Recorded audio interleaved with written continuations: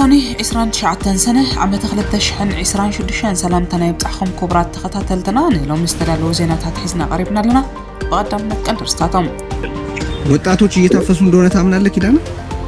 የት ነው እየታፈሱ ያሉት? ትግራይ ውስጥ አረጋግጥ አንተ ኣብ ትግራይ ግድዱ ወተሃደራዊ መልመላ ከም ዘየለ ተገሊጹ ሕብረት ኤውሮጳ ኣብ ጉዳይ ወጥሪ ትግራይ ህጹዘተ ክካየድ ጸዊዑ ህወሓት ንመንግስቲ ኢትዮጵያ ናብ ሓቃዊ ዘተን ዘላቂ ሰላምን ክመጽእ ጸዊዑ ፕሬዚደንት ጅቡቲ ኣብ ጽንብል መበል 49 ዓመት መዓልቲ ናጽነት ተሃገር ተረኺቡ ኡጋንዳ ብሰንኪ ጽልኢ ወጻእተኛታት ዘበገሱ ዓመት 746 ዜጋታታ ካብ ደቡብ ኣፍሪቃ ከተውፅእ ምዃና ተሓቢሩ ዝብልኦም ስርስሮም ስዕብ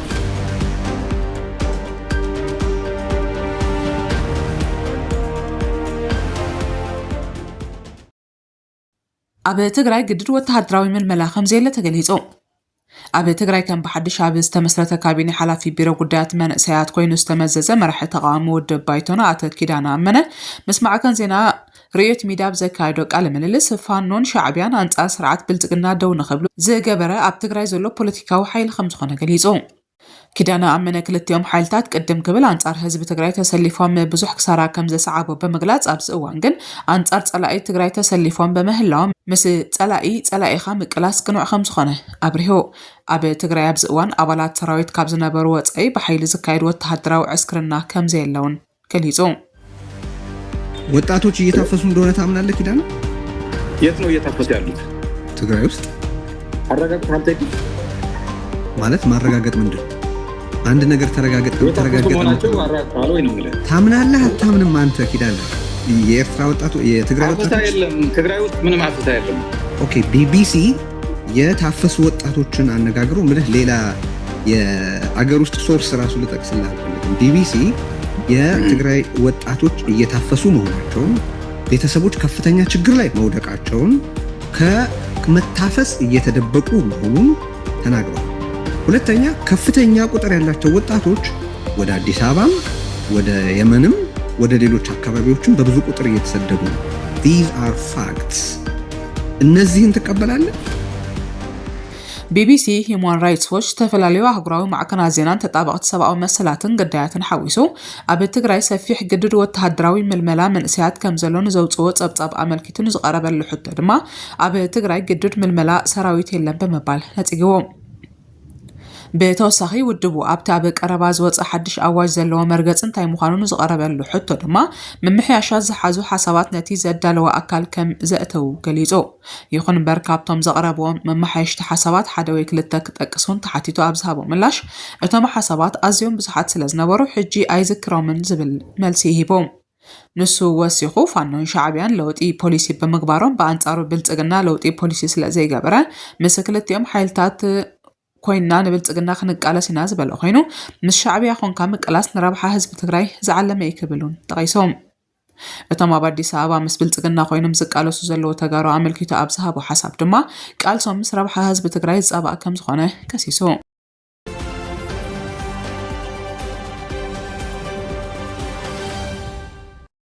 ሕብረት ኤውሮጳ ኣብ ጉዳይ ወጥሪ ትግራይ ህጹዘተ ክካየድ ጸዊዑ لوخ حبرات أوروبا بإثيوبيا بزعباتي أب كلل تجري ناقدر زخيت زلوا كنتات كم زشغلوا بمجلات بزعباتي أب تاكلل زر زلوا وطري هتوزت خكايت زويعهم حبرات أوروبا بعشرين شعتن سنة بزوت أو مجلاتينت هو حذفت أمك المخينات زنبرة بايتون أبصراح كملسنا مقبار تكبرن بدحري زختلو زلوا قدد وتهدروا من الملاني مكير سقمتن نغفو أزي تكبرات زينتي أبز غربة عمتات قجت نمقراز تفرم سممع قوامي مقراز تتصابقات بريتارياز تحس كام زخنون عملكيتهم حبرات أوروبا أتي سممع سلام بخلهم زملكتهم وقنات مولئن جبطنات تقبابران مرققات هتو ذاته داقم مجمار كم زادلي أسميريهم ناتي سممع زي مخبار لتسأتاوي مرققا أب حدقا كأتون دحر مزام نطوف تتصابقات سترائم معبالتات ندحريت كمالسن كم زخيلون أطنقي غلهم بتوسخي اتودب بالعلواي وكيل حبرة أفريقيا بقرن أفريقيا خوينو زقلقل زلو أوليسيغون أباسانجوز مرح تعرتات شمقلنا زلو حيال دقف دقيمو أرقاقيتو أبتو زوبا نسلامن نويح سنح مرققان توفاينت كم زلوون كليتو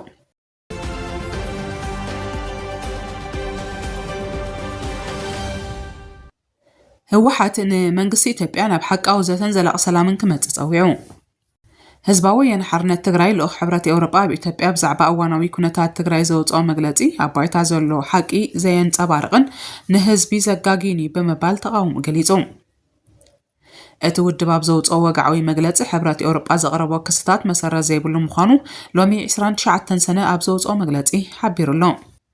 ህወሓት ብስሩዕ ኣሰራርሓ ጎናዊ ክልላዊ ባይቶ ከም ዘጣየሰ ብምግላጽ ኣብቲ ክልል ዘሎ እንኮ ሕጋዊ ኣካል እቲ ቅድሚ ኩናት ብህዝቢ ዝተመርጸን ጽዑቕ ዘተተገይሩሉ ዳግማይ ስሩሕ ዝጀመረን ክልላዊ ባይቶ ጥራይ ምዃኑ ኣነጺሩ።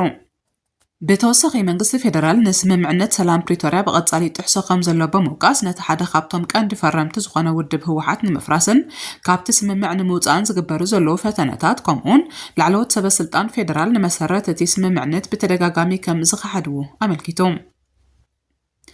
ኣብቲ ክልል ዘሎ ሰብኣዊ ጸገም ኣመልኪቱ ኣብ ዝተዋህበ መግለጺ ብሰንኪ ኣብ ልዕሊ ነዳድን ንግዳዊ ምንቅስቓሳትን ተነቢሩ ዘሎ እገዳታት ህዝቢ ትግራይ ብከቢድ ቁጠባዊ ጸቕጢ ይሓልፍ ከም ዘሎን ተመዛበልቲ እኹሉ ሓገዝ ከይረኽቡ ናብ ካልእ ወቕቲ ክረማት ይኣትዉ ከም ዘለውን እቲ መግለጺ ሓቢሩሎም።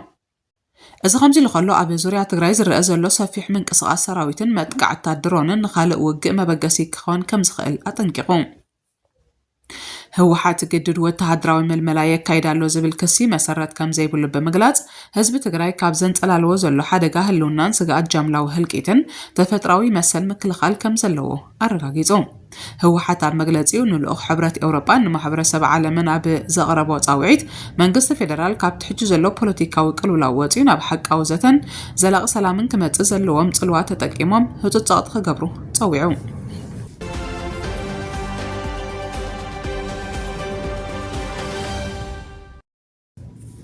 ፕሬዚደንት ጅቡቲ ኣብ ጽምብል መበል 49 ዓመት መዓልቲ ናጽነት እታ ሃገር ተረኺቡ። ፕሬዚደንት ጅቡቲ እስማዒል ዑመር ጉለህ ንመበል 49 ዓመት መዓልቲ ናጽነት እታ ሃገር ንምኽባር ዝተኻየደ ጽምብል ከም ዝተረኸበ ሎሚ ዝተቓልሐ ጸብጻብ ማዕከን ዜና ቲአርቲ ኣፍሪቃ የመልክት። ኣብቲ ብ27 ሰነ ዝተኻየደ ስነ ስርዓት ገለ ካብ ዓቕምታትን ናውትን ዕጡቓት ሓይልታት ዘርኢ ወተሃደራዊ ምርኢት ቀሪቡ። እቲ ብድሕሪ ካምፕ ቼክ ዑስማን ኣብ ዝርከብ ቀጽሪ ዝተኻየደ ምርኢት ካብ ወተሃደራውን ካልኦት ጸጥታዊ ኣገልግሎታትን ጅቡቲ ዝመጹ ብርጌዳት ተረኺቦም ምንባሮም ይጠቅስ። ላዕለዎት ሰበስልጣን መንግስቲ ወተሃደራዊ ኣዘዝቲ ናይ ወጻኢ ዲፕሎማሰኛታትን ኣባላት ህዝብን ኣብቲ ስነ ስርዓት ምርኢት ሰራዊት ዕድመ ተገይሩሎም ከም ዝተረኽቡ እቲ ጸብጻብ ወሲኹ ይሕብር። ኣብቲ ጽምብል ስነ ስርዓት ኣስታት 160 ኣባላት ዝሓቆፈ ሓድሽ ኤሊት ፓራኮማንዶ ኣሃዱ ንምትእትታው ውሳነ ከም ዝተዋህበ ተገሊጹ እዩ። ጅቡቲ ብ27 ሰነ 1977 ካብ ፈረንሳ ናጽነታ መርካባ ዝፍለጥ እዩ።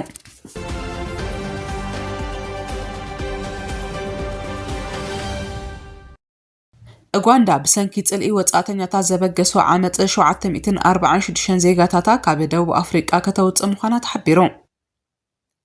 ኡጋንዳ ድሕሪ ኣዋርሒ ዝቐጸለን ናገደደ ዝኸይድ ዘሎ ጽልኢ ወጻእተኛታት ዝወለዱ ዓመጽ 746 ዜጋታታ ካብ ደቡብ ኣፍሪቃ ንምውጻእ መደብ ከም ዘለዋ ትማሊ ሰንበት 28 ሰነ ናይዚ ዓመት ኣፍሊጣ። እቲ ስርሒት ድማ ኣብ ውሽጢ ዝቕጽሉ ሒደት መዓልታት ከም ዝጅምር ተጽቢት ተገይሩሉ ኣሎ። ሚኒስተር ጉዳያት ወጻኢ ኡጋንዳ ሃሩና ካሶሎን ጋዜጠኛታት ከም ዝገለጾ እቶም ክወጹ ዝተመዝገቡ ዜጋታት ናብ ዓዶም ክምለሱ ፈቃደኛታት ዝኾኑ እዮም። እቲ ሚኒስትር ድማ ምስ ዝምልከቶም ትካላት መንግስቲ ኣብ ደቡብ ኣፍሪቃ ምስ ዝነብሩ ማሕበረሰብ ኡጋንዳን ኣብ ፕሪቶርያ ምስ ዝርከብ ላዕለዋይ ኮሚሽን ኡጋንዳን ብምውሃድ ነቲ ናይ ምውጻእ መደብ ንምዝዛም ይሰርሕ ከም ዘሎ ሓቢሩ።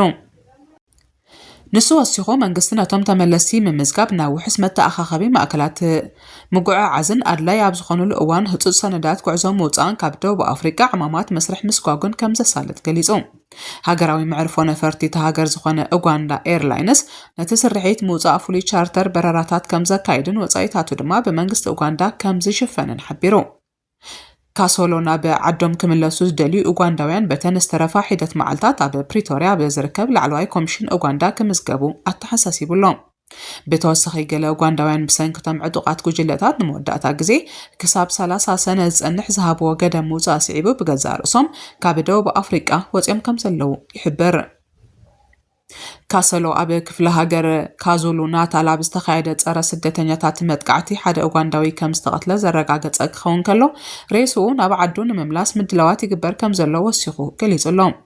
ከም መግለፂ እቲ ሚኒስተር መንግስቲ ኡጋንዳ ኣብቲ ሃገር ንዝተረፉ ኡጋንዳውያን ድሕንነቶም ንምውሓስ ምስ ሰበ ስልጣን ደቡብ ኣፍሪቃ ዘለዎ ርክብ ይቕፅል ከም ዘሎ ጸብጻባት ይሕብሩ።